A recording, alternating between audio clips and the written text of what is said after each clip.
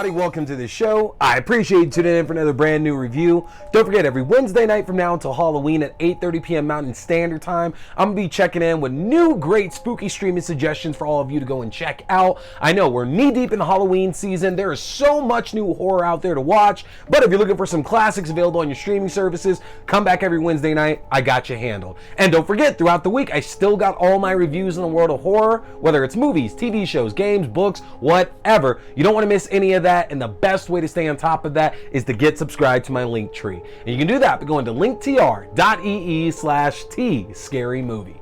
If you get subscribed to my link tree, that's going to give you access to the YouTube page, the video versions of the show, to your favorite podcasting platforms, the audio-only versions of the show, to my Letterboxd page for my written reviews and movie rankings through the year, to my TikTok page for my short horror content, including movie news and movie premieres, to my Twitch page for my horror gaming, including Phasmophobia and The Thing Remastered, and to my Fangoria shop page where you can enjoy my 20% discount off anything in the Fangoria shop, including a yearly subscription to the physical magazine. Take advantage of all that, folks. Hit that subscribe button. As the more followers I get, the more content I can drop for all of you.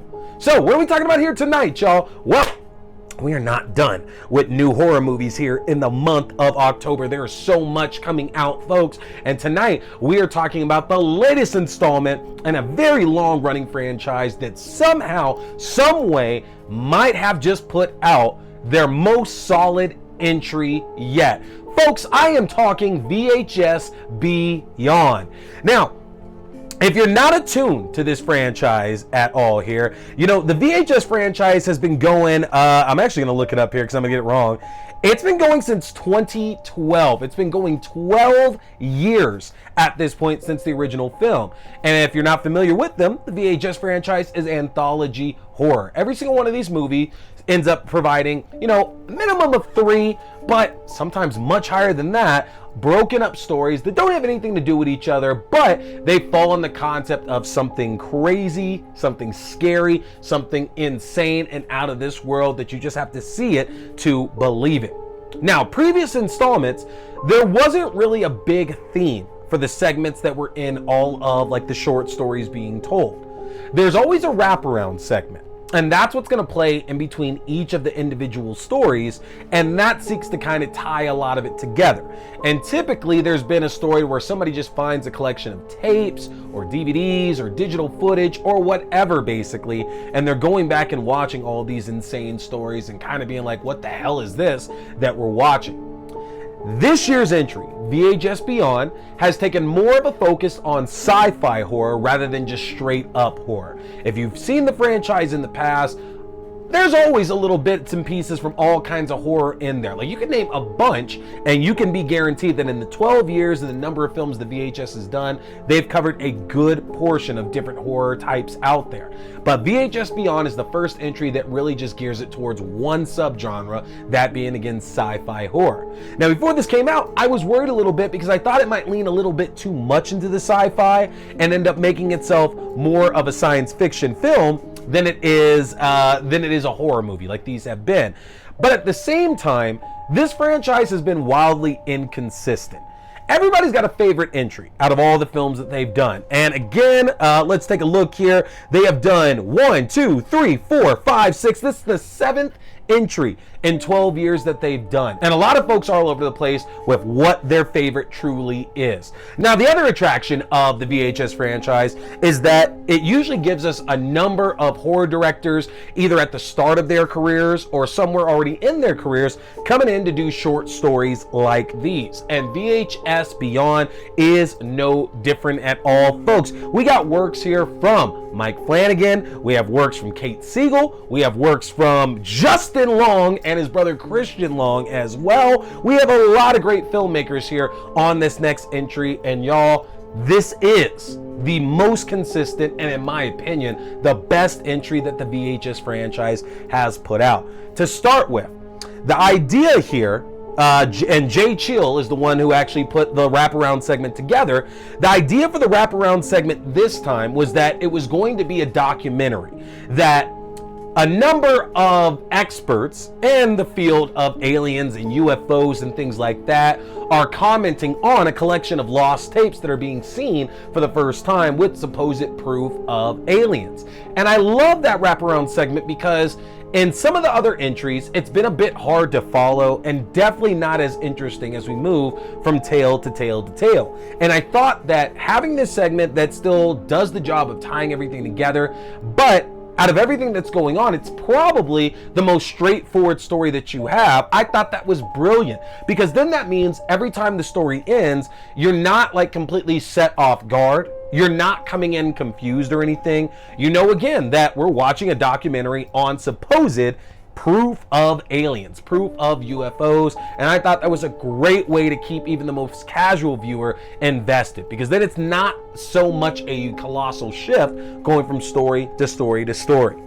And speaking of stories, this movie has one of the anthology segments that is absolutely in my top 10 of all time now. And you have to really think about that because counting movies and TV shows, there are so many segments in anthology horror. How do you decide between them? I've always said The Raft from Creepshow 2. That's the mecca for me.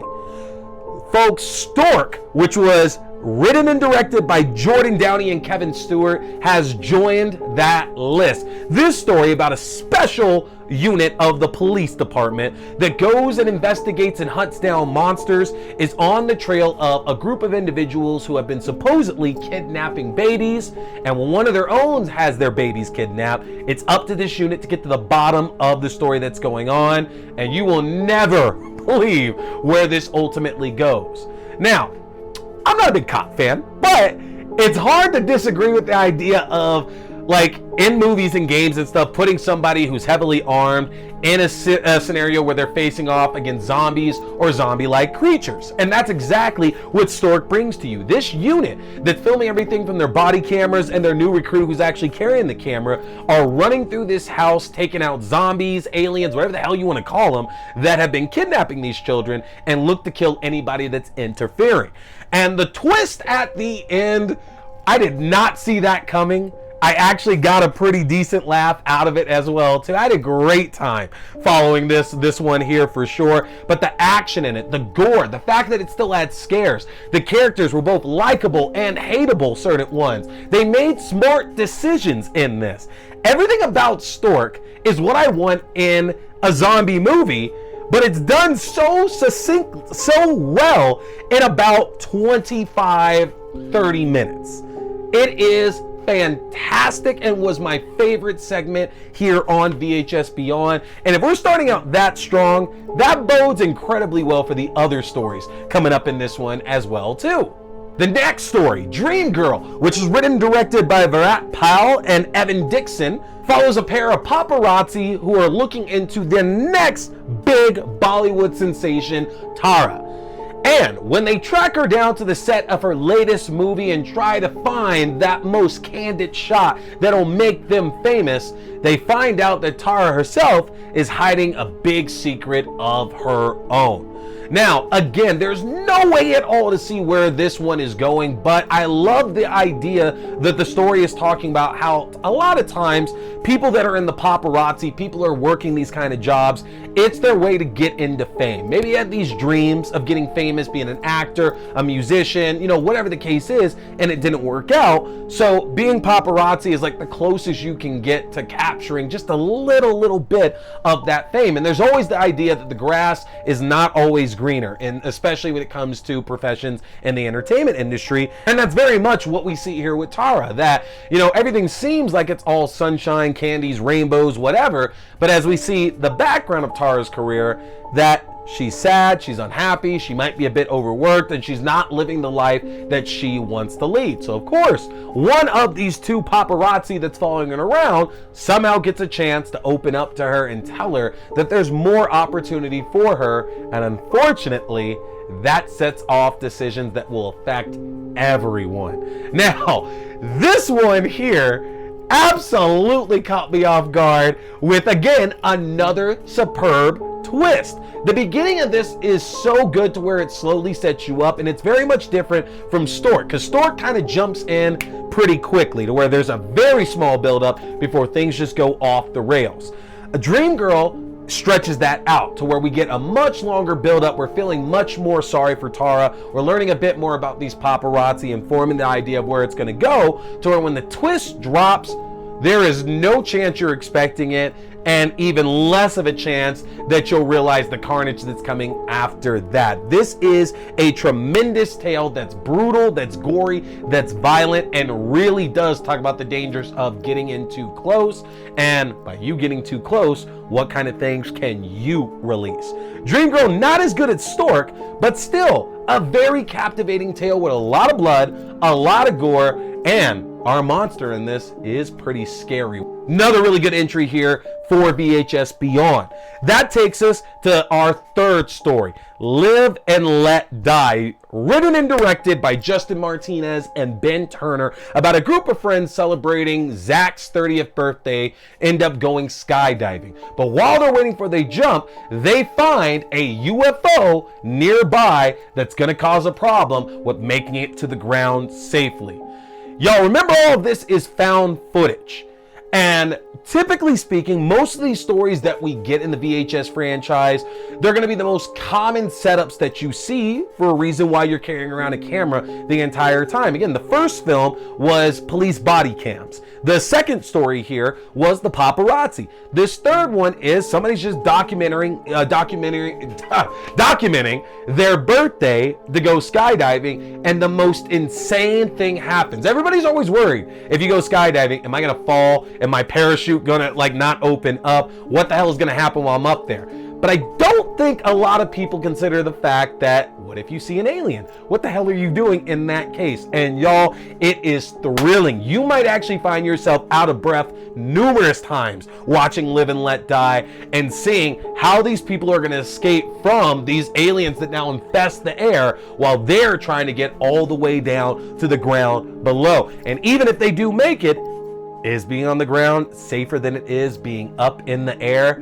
Y'all, this is one that's absolutely gonna get to you, especially because this is one of the stories that's set completely during the daytime. And there's always a question of, is horror as effective in the daylight as it is when everything's dark out, as we got in our first two stories? And what I will say is that if you're telling an effective story, you can absolutely make daytime just as terrifying as it will be when the sun goes down. And Live and Let Die absolutely proves that. The fact that we get an alien story to where they give us a little bit of resemblance of what we've seen in aliens before in previous films, previous TV shows, all that, but they then modify that and make them 10 times scarier.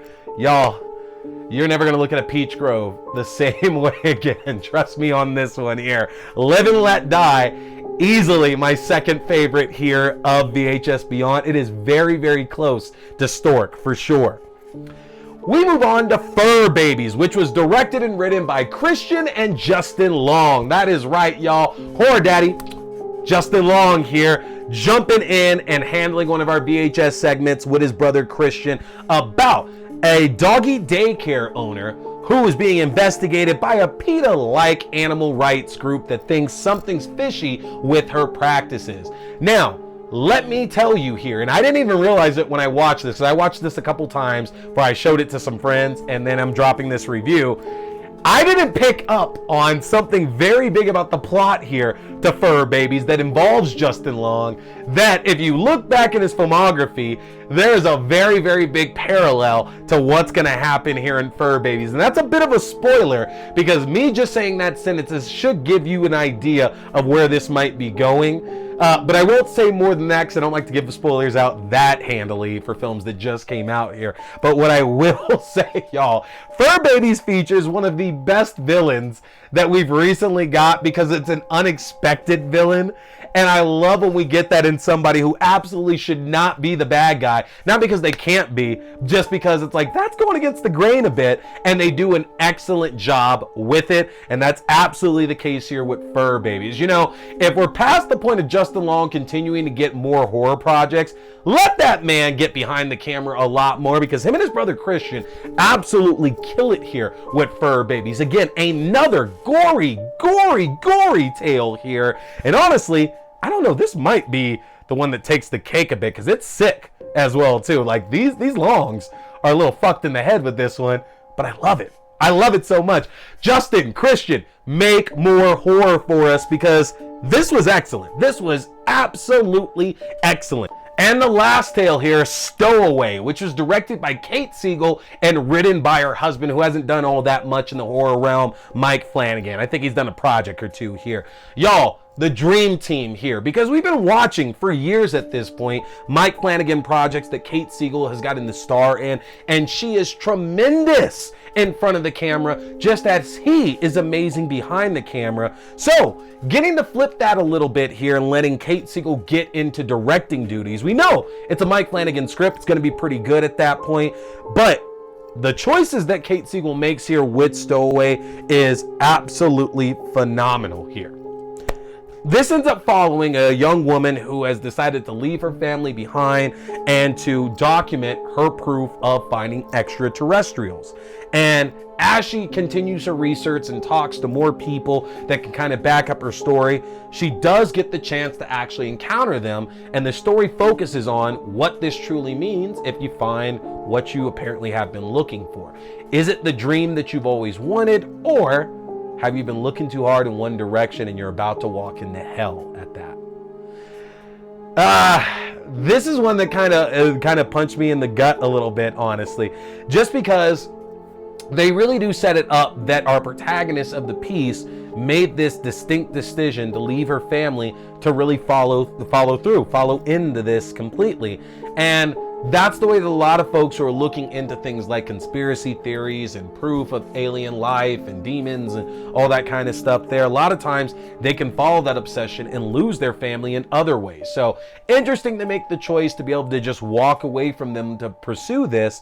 And it gave me a lot of feelings and thoughts of the Outwaters.